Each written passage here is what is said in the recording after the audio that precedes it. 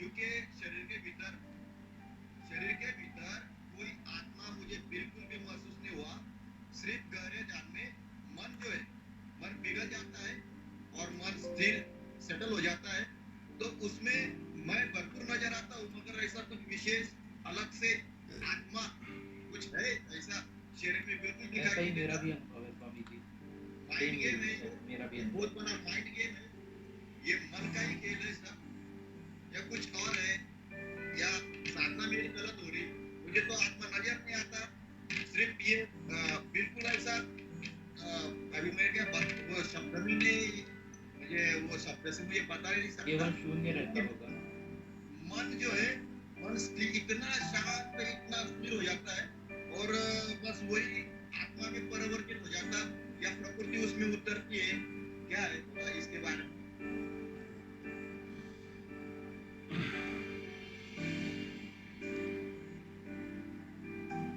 मैंने कहा ना कि हर शब्दों का उपयोग किया जाता है,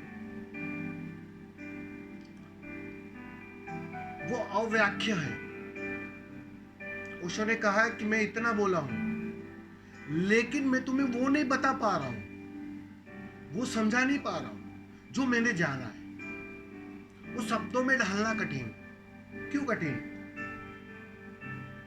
अगर ठीक से समझो तो अध्यात्म की यात्रा जैसी कोई यात्रा होती ही नहीं।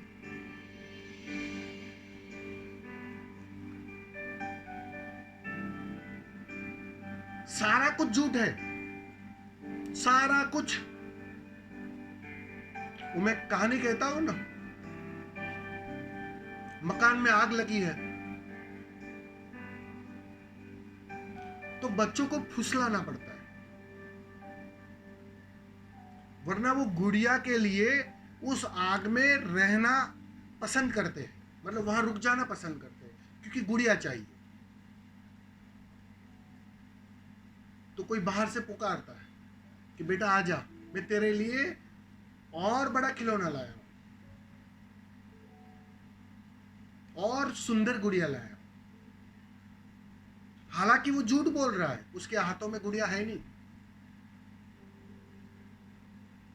लेकिन ये बहाना, और बच्चा दौड़ते दौड़ते बाहर आ जाता है। बस ऐसा ही कुछ काम है सारे गुरुओं का, सारे जागे हुए का। वो तुम्हें बस स्वप्न की गुड़िया दिखा रहे हैं,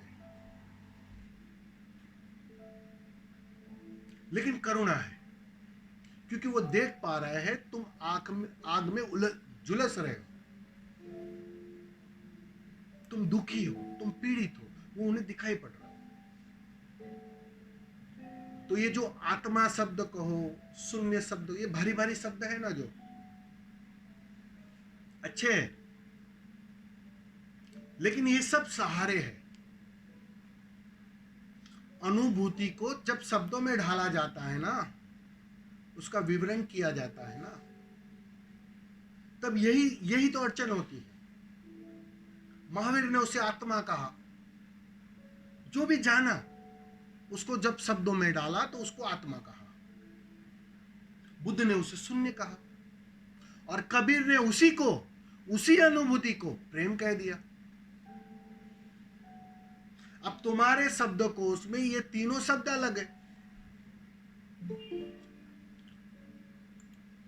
तुम प्रेम, मैं जैसे ही प्रेम बोलूंगा तुम कुछ और समझोगे,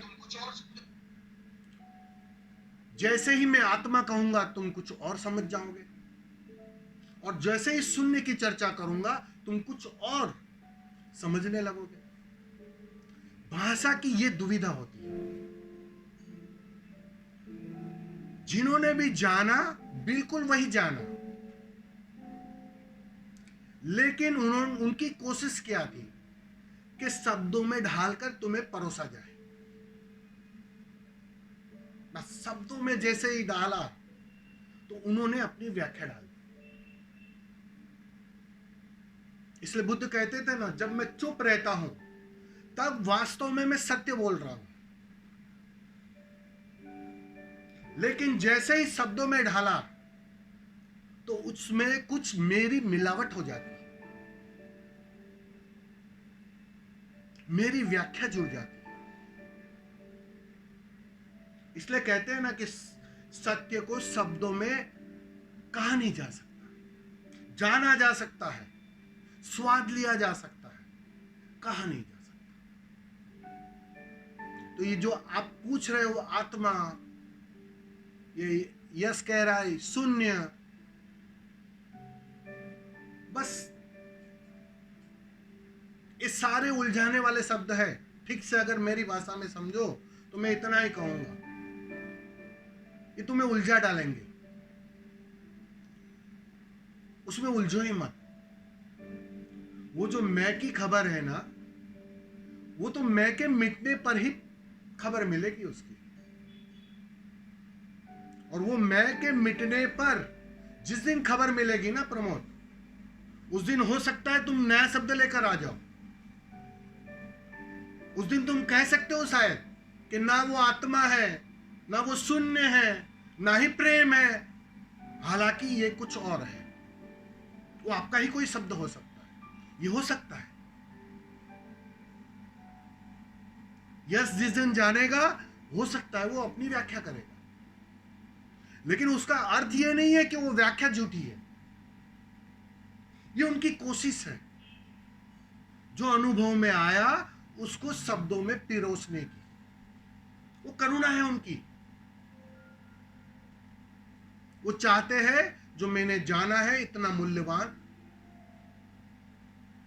चाहे थोड़ी मिली जुली ही व्याख्या सही, कोई इस ओर चलने को राजी हो गया,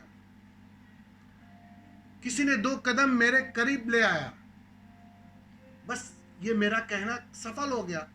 मैंने झूठी ही गुड़िया तुम्हें दिखाई है ताकि उस आग से तुम दौड़कर बाहर। सारे जानने वाले झूठी गुड़िया दिखा रहे। ये शायद बात तुम्हें कड़वी लगेगी, चोट पहुंचाएगी, लेकिन मैं एकदम नग्न सत्य कह रहा हूं।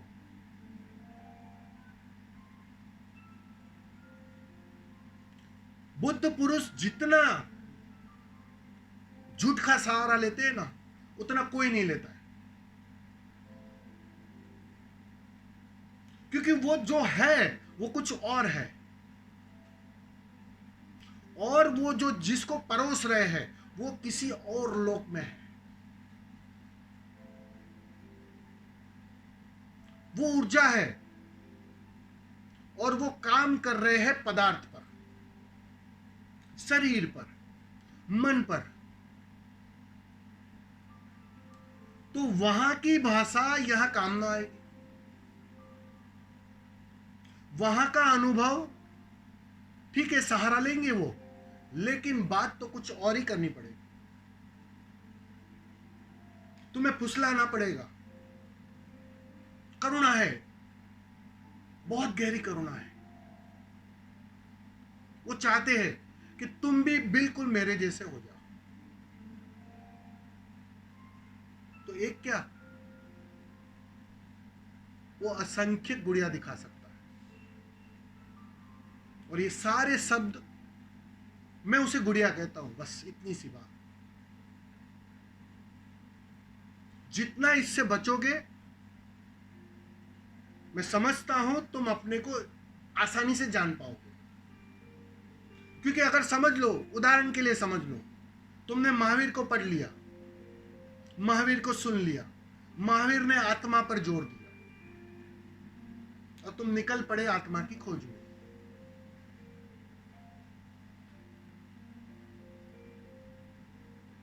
प्रमोद को जब मिलेगा ना, उसका साक्षात्कार होगा ना,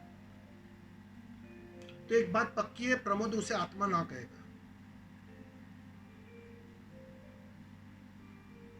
लेकिन तुम उसी चित्र को लेकर जाओगे ना भीतर, कि महावीर को आत्मा की तरह दिखाई पड़ा, बुद्ध को शून्य की तरह दिखाई पड़ा, और उसी की खोज में लग जाओगे ना, तो तुम अपने स्वभाव से चूक जाओगे।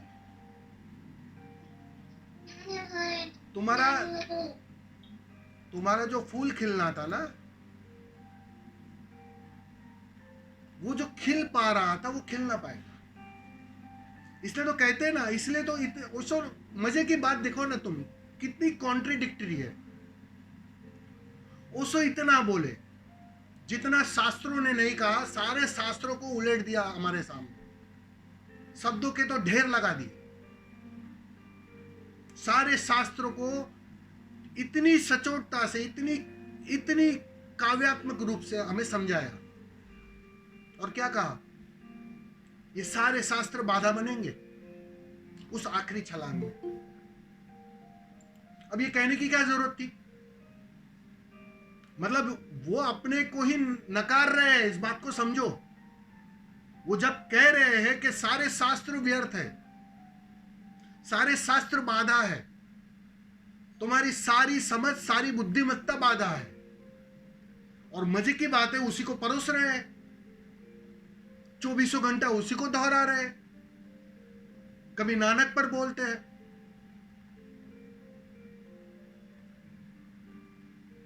कभी बुद्ध की चर्चा करते हैं, शून्य की भी चर्चा करते हैं, कबीर के प्रेम की भी चर्चा करते हैं, और कहते जाते हैं। ये सारे शब्द, ये सारे शास्त्र एक दिन बाधा बनेंगे।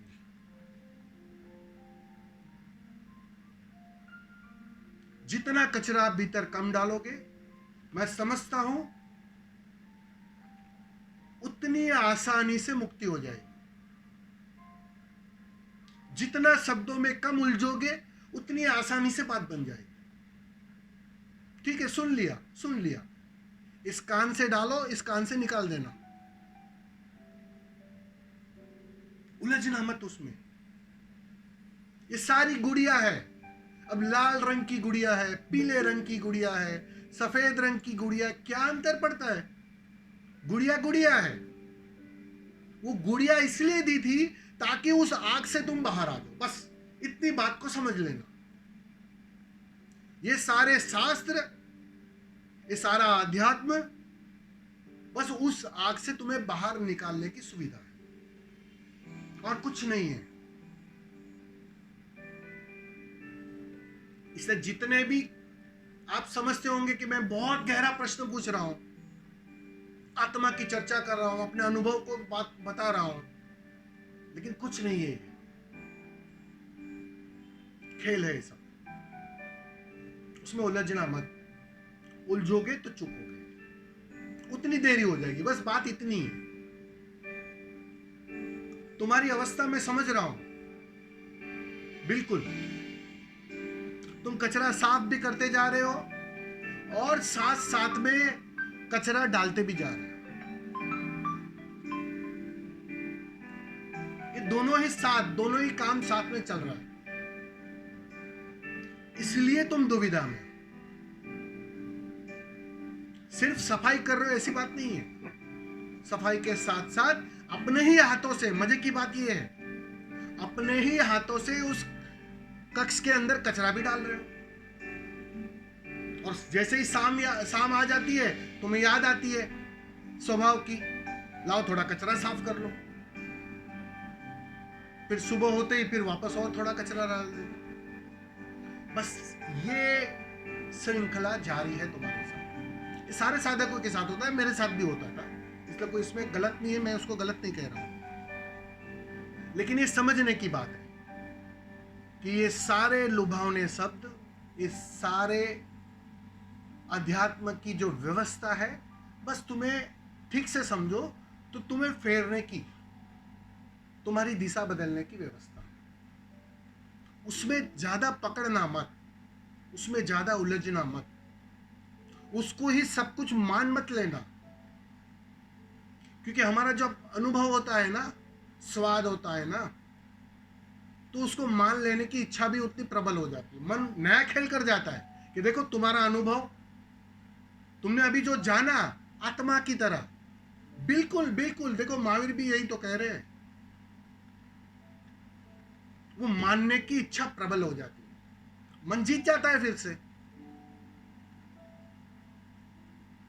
महावीर ने आत्मा जानी, आत्मा के अर्थों में कहा, उसे शब्दों में जो भी जाना उसको आत्मा के अर्थों में कहा। तुमने भी अनुभव किया, तुम्हें भी बिल्कुल वैसा ही अनुभव हुआ, लेकिन महावीर ने जानने के पश्चात परिणाम में आत्मा शब्द कहा है। तुमने आत्मा शब्द महावीर का ही उठा लिया है, ये अंतर हो जाता है। तुम्हारा अपना शब्द निकलेगा, और मैं पक्का कहता हूं तुम किसी और नए शब्द से उसे नवाजोगे, और वो बहुत मूल्यवान होगा। जैसे शून्य का मूल्य है बुद्ध के अंदर, जैसे कबीर में प्रेम का मूल्य है, वैसे ही प्रमोद के अंदर भी उस शब्द का उतना ही मूल्य होगा, लेकिन वो तुम्हारा अपना होना चाहिए। समझ में आ रहा है ना? जी स्वामी जी। स्वामी जी प्रणाम। ना। स्वामी जी स्वामी जी मेरा प्रश्न है हाँ बोलिए। स्वामी जी मैं ये पूछना चाहती हूँ कि ऐसा क्यों होता है कि हमारी जब यात्रा चलती है